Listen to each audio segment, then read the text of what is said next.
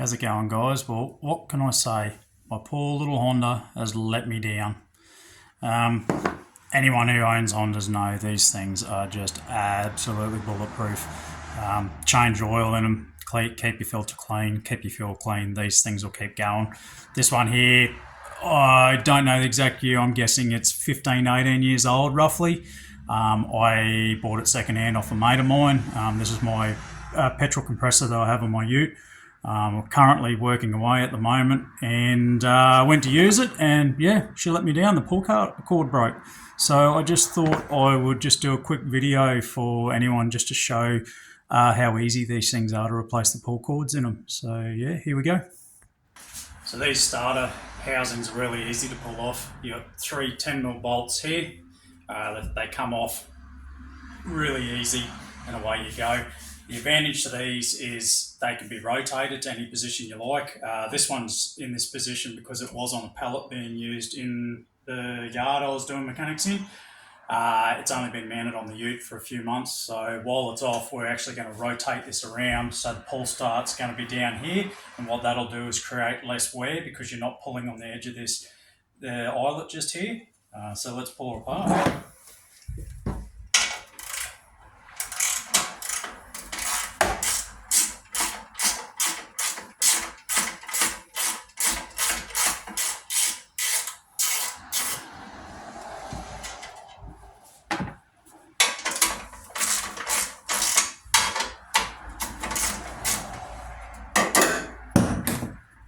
The jaws are being short.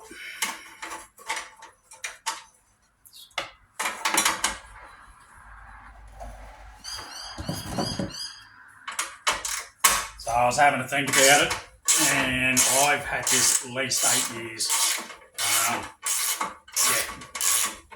They recommend every 30 hours you should change the oil in them, keep clean fuel, and obviously just especially in your industrial environments, you should be regularly cleaning your air filter.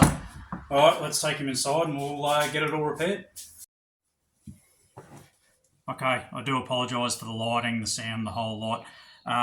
As I mentioned, I'm working away. I've been away for about 2 months.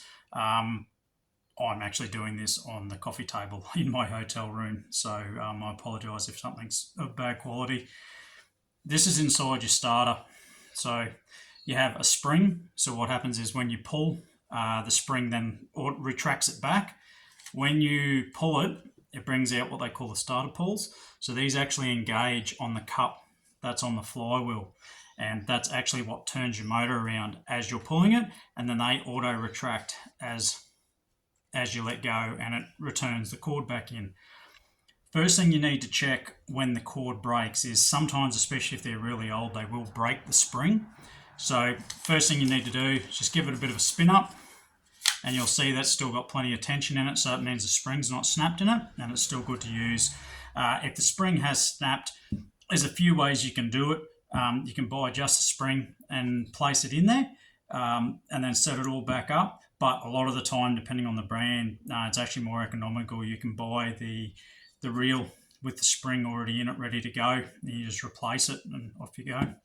So first thing we need to do is to remove the old rope. So there's a knot that holds it inside the starter reel. So you just get that knot out where you can reach it, just like that. If it's too hard to pull out, just cut your end off like that. Then you can pull it back from the other way, but this one is pretty easy to pull out, just like that. Okay, so there's two options you can do for when you go to do the cord. One is you measure the cord and then cut the new cord at that exact length. Or the second one, if you don't know the exact length, you can put it into, I'll show you how to put it into the recoil and then get a length off that. The fact that this one's only maybe 700 long max makes me very wary that this isn't, because I'm sure these were like 1.2, 1.3 meters long from factory. Okay, so first thing you want to do is check that the spring is okay, especially if they've got a bit of age on them and they're pulled a lot. The springs can fatigue and the ends can snap off on them, and especially if the cord snaps and it goes back really hard, it can snap the end off the spring. So first thing you want to do, give it a bit of a turn, make sure it's still got spring, as you can see. That one has got plenty of return on it. Now, the way these work is you've obviously got the spring inside, as we mentioned. The spring, so as you're turning it, the spring starts getting tension on it. So you're pulling. These are called starter pulls. What they do is there's a cup on the flywheel. These things eject as you're pulling it round, and they grab on the cup on the flywheel, and then they rotate the motor. Engine fires, you let go of the cord, and as you let go, they retract back in so they're not caught up in the flywheel, and then your spring brings it back to where it pulls the cord all the way in. So everything is in good working order here, which is great. So what we'll do first, we'll just put a little bit of lube in the back there, just on the spring. Be mindful on what lube you use. You don't want anything that's too sticky and it's going to attract a lot of dust, especially if you're working in really dusty environments. So just be mindful of that. You can see, it's moving nice and free now. So grab your cord. So if it's all frayed at the end, all you do, I'll just show you. If it comes frayed, all you do, grab your lighter like so, candle, whatever you want, just get it so it's a little bit melted. Then if you're an idiot like me, you just get your fingers and just give it a light press down, like so. If you're not an idiot like me, you just get your pliers and you just squeeze your end like so. That way it's all nice and sealed off, ready to go. Now, the Honda makes this really, really, really easy. So what you've got is you've got a hole in the back of your hub here.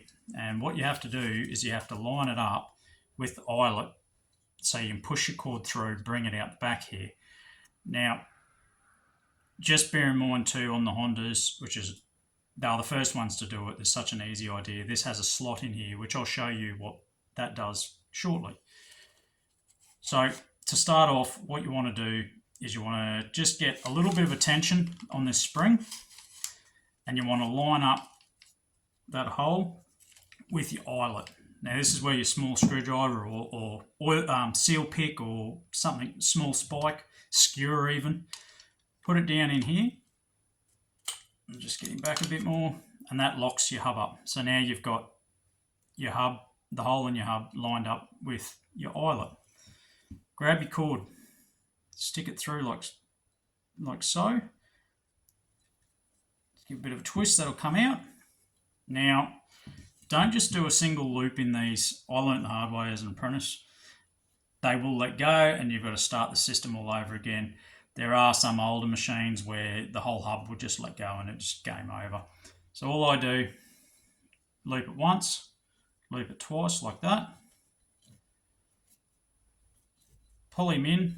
Now you don't want a long tail on it, otherwise it can get hooked on your pulls or on your flywheel and it'll just jam things up and it won't be happy. So just grab him like that, give him a good pull, nice and tight. And just poke him down. I like to give him a good push in like that just to make sure it's in there, like so. Now take your screwdriver out and just holding it like so, line it up so that your cutout is in front with your eyelet and then stick it here. Now, before you go any further, just put that back. As a secondary safety, grab the end of your cord and put a loop that can be easily undone near the end. You don't want it right at the end because you still want to be able to put your handle on. So give yourself plenty of length like that. All you do is just put a loop like that. Again, I learnt the hard way as an apprentice, everyone does. What happens is when you tension this up, if you accidentally let go of it, it's going to pull all that cord in. And then you're going to have to pull it all out and then start all over again. So as a secondary safety, if you were to let go of this or the screwdriver came out for some reason, it's only going to hit that spot and it's going to stay tensioned and you don't have to start all over again. So you want to grab your cord like so, poke it up like that. Sometimes you might have to get your pliers in there and just pull it out gently, making sure you don't cut or fray the cord. The idea of this is is you can grab this then, I'll just pull it out, and you put it in the slot, and then you can just turn it around and around and around to get tension on it. Especially early Briggses and stuff like that, you couldn't actually do that. You had to tension up the recoil and then feed the cord in because there was no room between the housing and the hub. We used to do a modification on a lot of them where we'd actually cut the slot in, because especially if it's, say, a mowing contractor, they go through cords a lot because they get used a lot, they're out of the elements, they want to easily be able to replace them, and so do we when they come in. So we cut a slot in just like the Hondas, but the Hondas got it from factory, so they make it very, very simple. So hold thumb there, grab your cord, and you just want to keep rotating it around, and you rotate around until you feel it basically bind up. So that's fully bound up, that won't go any further. So you go back to your eyelet, and then you go back one ring. Pull your cord like that, and then you just let it retract. Like so. So now, look at that. It works beautiful, nice free movement. So if you were having to measure it up, what you'd do is you'd let it go in as far as the spring would let it take back in, and then you'd come back out our turn, and then you cut it, and then cut it to length. So what you do now, grab your handle, same as your other end. If you've got to cut it, because it's frayed, melt it, fix her up, and then you do that double loop.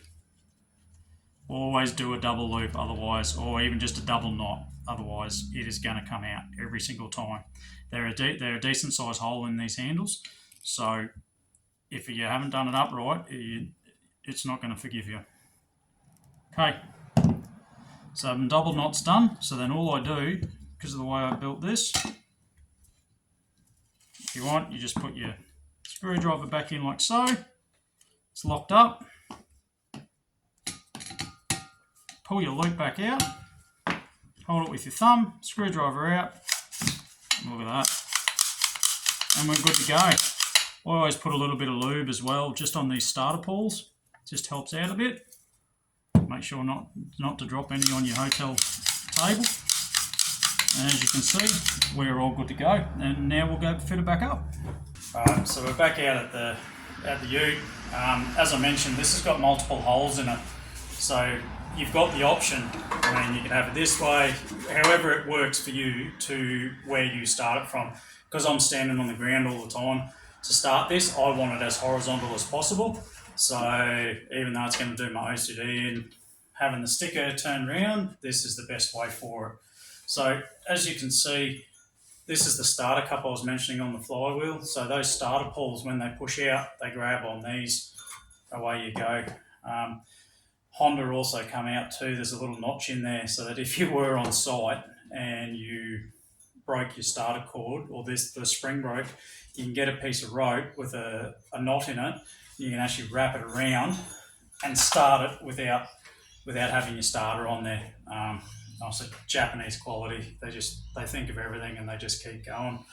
So first of all, because I'm in the elements, I'll just put a tiny dab of Never-Seez on all the bolts.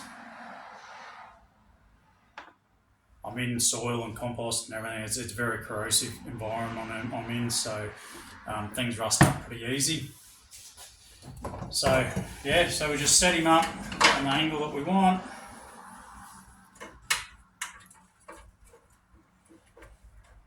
Get the bolts started. Sometimes they're a pain because they're a short bolt, and with fat fingers like mine, so what you can do, grab your extension. Sometimes it's easier just to start it like that.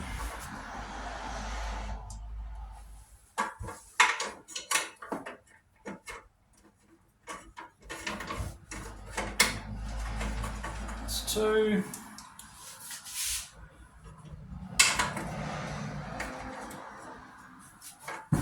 So just tighten these up. Don't use a rattle gun. Don't heavy hand them. They're only threads tapped into a thin piece of steel.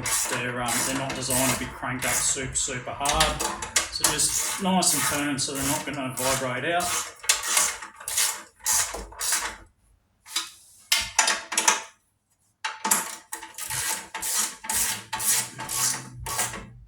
Like that. There you go. See, works beautiful. I hope this helps, and yeah, have a good one.